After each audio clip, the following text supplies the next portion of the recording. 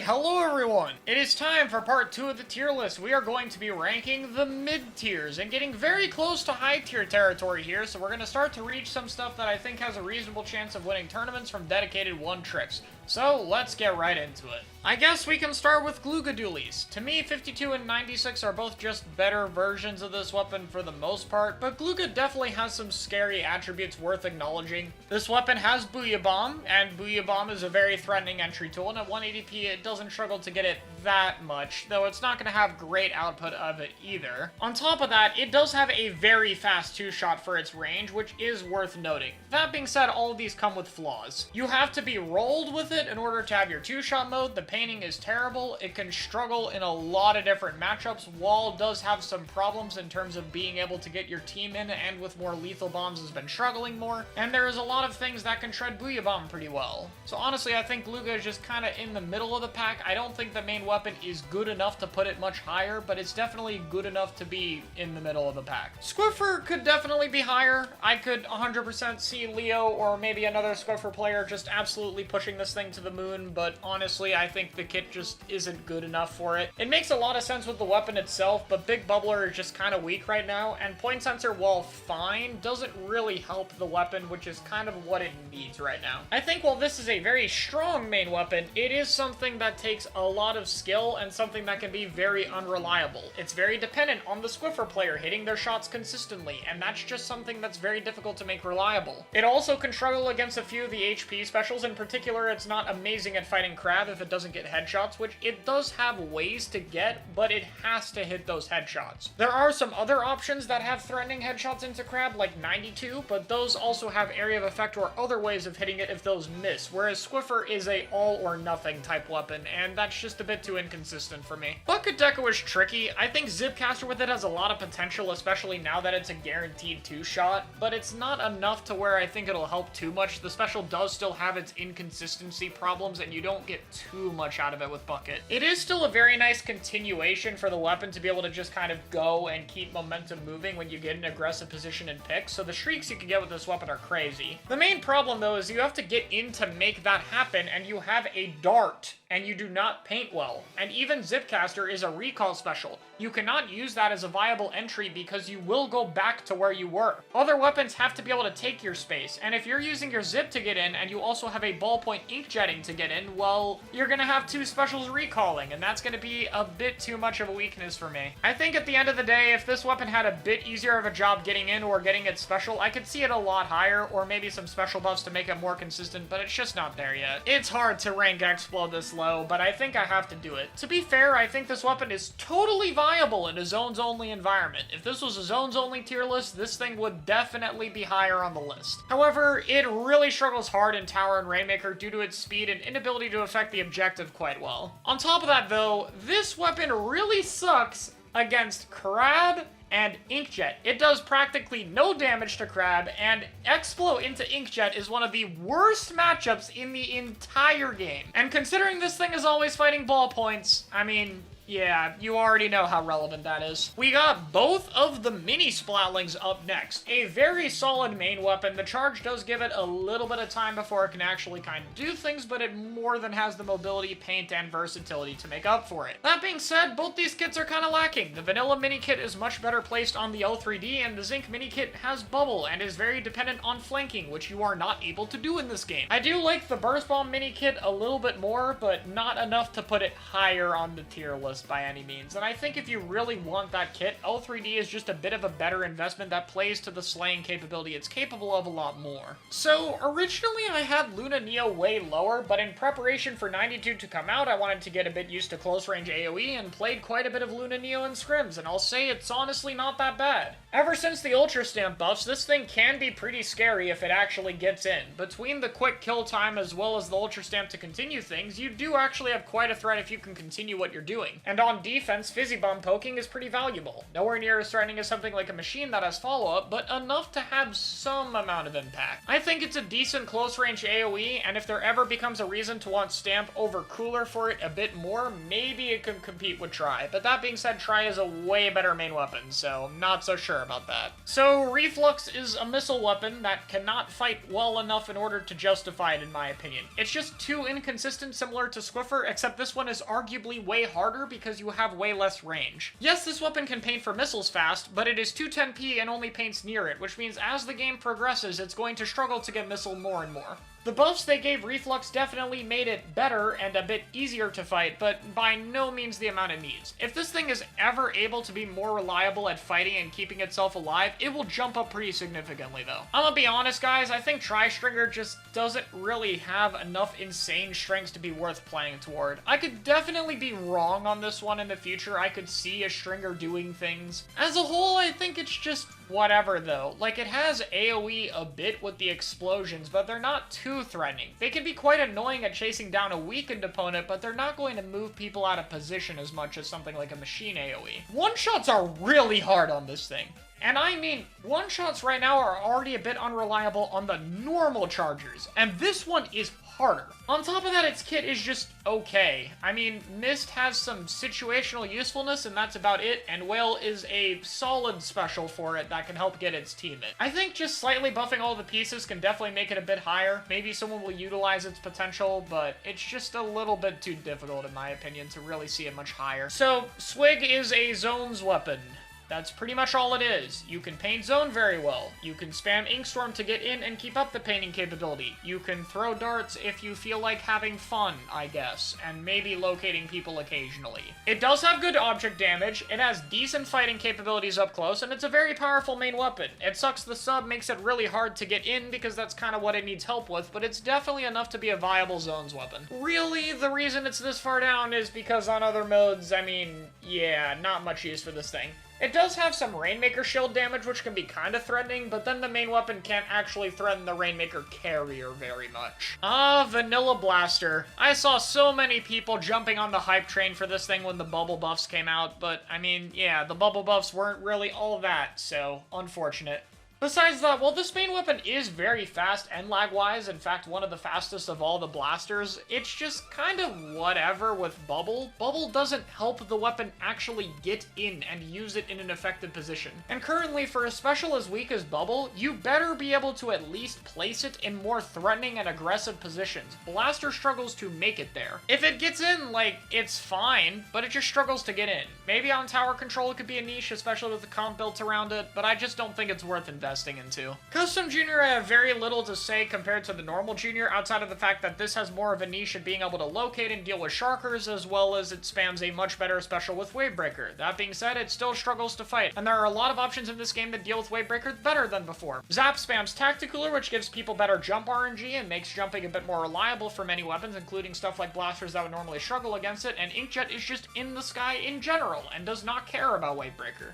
Zap 89. I really wish this weapon was higher, and it's really only held back for one reason, which is Super Chump. Super Chump is just not threatening enough to be a sufficient entry tool. It is okay at zones, and that is about it. So, yeah, if Chump were better, this would be way higher, but currently it is made to get its team in, and Chump is not powerful enough to do that outside of zones a little bit, in which it's still pretty weak at it. Finally is Custom Dually Squelcher, which is going to sound very similar to MZAP. Dually Squelcher does have some problems, I will save that for talking about the vanilla one, but it also has the same drawback of, yeah, Chumps just aren't that threatening. Which sucks, because CDS will work very well with comps like these, and I'll also add that this thing being 200, when this thing is 180, is very dumb, because this paints much worse and does not have a painting sub. This weapon actually gets surprisingly little chumps, and it kinda sucks because... So to wrap up the C tiers is Pencil, and yes, the Pencil has a bit of a niche right now. It's only really for 2 zones maps, Brinewater and mainly Mincemeat Metalworks, but it's kind of dumb.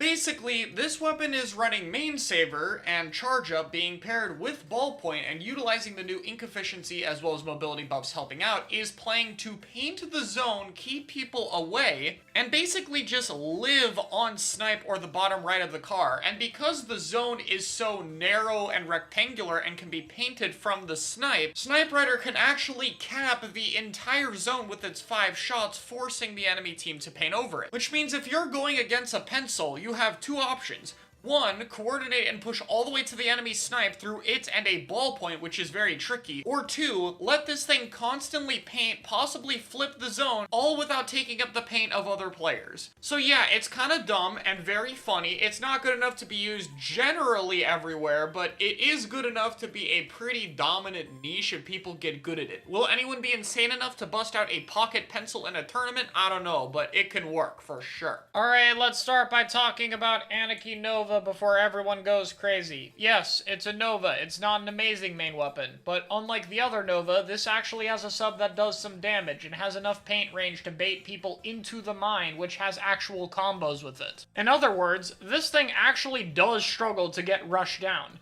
And all it does is spam Inkjet, paint aggressively, and do decent damage in teamfights because it has high mobility. And yeah, this thing can get reasonably more Inkjets alongside Ballpoint, and on top of that, you can kind of run this with Ballpoint, and we've even seen AR try it at least one time, which I'm kind of interested in. Inkjet is the best special in the game right now. It is very strong. Having a secondary Inkjet weapon in comps can be pretty threatening. That being said, it is still an ink mine, it is not a bomb, and it is still a Nova. The weapon still has issues. But it's got some potential, and if they buff Nova more, which I think they probably will, I think this is only gonna go up from here. Vanilla Dually Squelchers. So this is the CDS with a bit of a better kit. It has a bomb. It can't use it too much because of the ink efficiency, but it's nice to have it, and Wavebreaker has very nice combos. The main problem with Dually Squelcher is really its damage. It's just very unreliable and slow, and Wavebreaker definitely helps with that a lot more, but the weapon still struggles with it as a whole, and in particular really struggles into Inkjet. I think Ballpoint's ability to reliably just pepper this thing with damage, Inkjet it, and throw fizzies at it has been a little bit hard for VDS to deal with. I can definitely see it winning in the hands of a dedicated player, but it's gonna be a massive uphill battle. This weapon is hard at top level. So Foil Flingza might seem like a surprising drop, but it shouldn't be after 3 factors. 1, this weapon was always a zones only weapon, and those are ranked lower in all modes tier list. 2, Wiper Deco is in the game, which is a much better missile weapon, so it's losing a lot of its missile niche. And 3, it is directly competing with Ballpoint in team comps, and Ballpoint is very good, so it's very difficult to run it. Yeah, sorry, the normal Flingza roller. So yeah, I mean, I just think the reasons to pick it as a niche a few months back just aren't there anymore. I think Wiper Deco is much better of a pick. That being said, it's definitely a solid enough main weapon and kit to be able to win a zones-only event in the hands of a dedicated player, so I mean, I can still see it. I just don't think we'll see people actually pick it that much. Vanilla Tri! Another Inkjet weapon. We are starting to see an actual super threatening up-close weapon in terms of its kill time, much better than stuff like Luna and Octobrush, and this thing is pretty much just held back by Toxic Mist. I don't think people realize just how little Vanilla Tri paints, which means even if it has a 180 Inkjet, it doesn't get very many of them. And if it ever got the ability to get more of them and get itself in better, this would be a very threatening weapon. The main is still extremely strong, very much excels at close range maps, and having the option for an Inkjet can still be very valuable. So I can definitely see reasons why people would pick this, even if the Nuvo is better most of the time. I was tempted to put C-Jet higher. I think I've seen Starburst do some impressive things with it for sure, and Ice is an amazing jet Squelcher player, but the more I've seen this weapon, the more I'm just not super into it, and I think Coolers and Inkjet have only made me lower my opinion. I just don't really see this thing being a viable pick over Ballpoint, and yeah, it's got the whole area denial thing, and we've seen it a little bit in Rainmaker, but I just don't think it's as worth it anymore, especially with how fast-paced the game is getting with Tacticoolers and Ballpoint and Inkjet. I just think it struggles. In the hands of a player like Ice, can it still win things as a niche pick on stuff like Rainmaker? Probably, but I think that's really the only time we're going to see it, and that player and that team is really the only reason it's as high as it is. So yeah, I think Vanilla Roller is actually pretty solid. This is the only bubble weapon I actually kind of like, and it's for 2 simple reasons. 1, it has a curling bomb to actually get its bubbles in a little bit in more threatening positions, but secondly, and most importantly, this weapon can actually keep you outside of its bubble. Stuff like a blaster and squiffer, you can get in the bubble and kill it and it can miss. You are not walking into a roller's bubble who knows what they're doing. They will kill you. So while the special is still mediocre at best, this is definitely a weapon where it's a bit of a tier up. It gets to do a lot more with it this time compared to other bubble weapons. Speaking of weapons that make a special a tier up, the Sorella Tenebrella. My biggest issue with Trizuka is it's very unreliable, and Tent does a good job of making it much more reliable due to its shield and aggressive positioning. On top of that, Trizuka gives Tent something it didn't have before, something to do if people ignore its position. For example, if it's humpback zones and the tent goes to your top left spawn area and you try to ignore it by going around it, it can now pop Zuka and shoot you with it. It did not have an option like that before, unless if you want to count throwing a hammer. The shield works pretty well, and it's definitely enough to be threatening, and comps can be built around it that definitely work, and I really like mine on it. It has the ability to set them up in nice positions and works well with its objective playstyle. That being said, right now, I think slower comps have the ability to shred it pretty well, and faster comps have the ability to go around it, with Wiper Deco also being an amazing counter to it for fast comps to run. I could definitely see it working.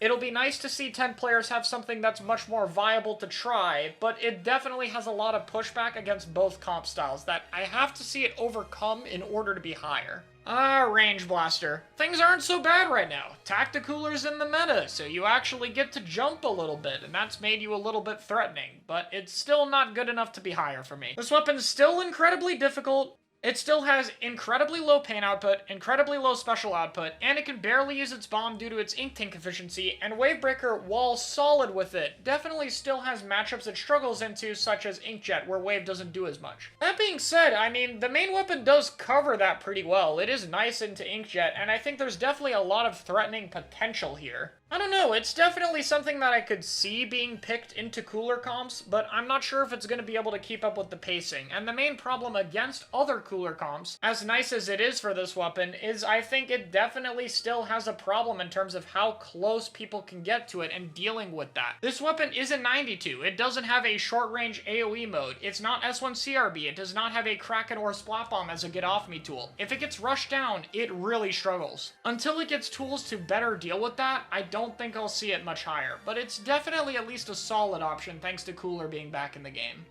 Both the splatter shots. I mean, this is kind of your standard main weapon. Nothing super exceptional, but solid all around as shooters typically are with a nice bomb, and they have specials that are okay. You have 3 strikes for displacement or 3 Zuka shots to try and get kills. None of the kits are fantastic. The main weapon definitely has better options, but it's kind of whatever. I could see these being higher if their specials were buffed. In particular, 10 attack having a strike that it can use more aggressive for that flexibility could be nice given its Splat Bomb and 190p. And Vanilla Shot just needs more Zuka reliability. I think this is a kit that could definitely be higher up, and it at least has a lot of Zuka output to make up for that unreliability. So we got a new kit on the block, the Paintbrush, and this weapon is interesting. It has very threatening DPS. Once this thing swings, it shreds things, including just players with a really nice 2-shot. It paints decently well, it has a bomb that can help it paint, it gets Wavebreaker, which has very nice combos with it, and can be played pretty aggressively despite the windup. That being said,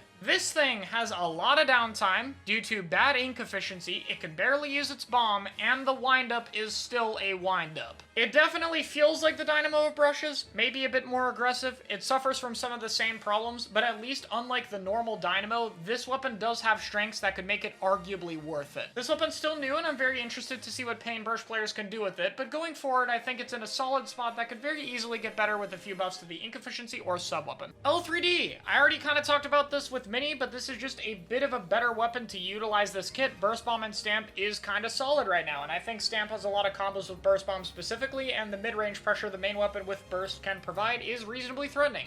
It's still a pretty mediocre main weapon, but I could see some dedicated players pushing it.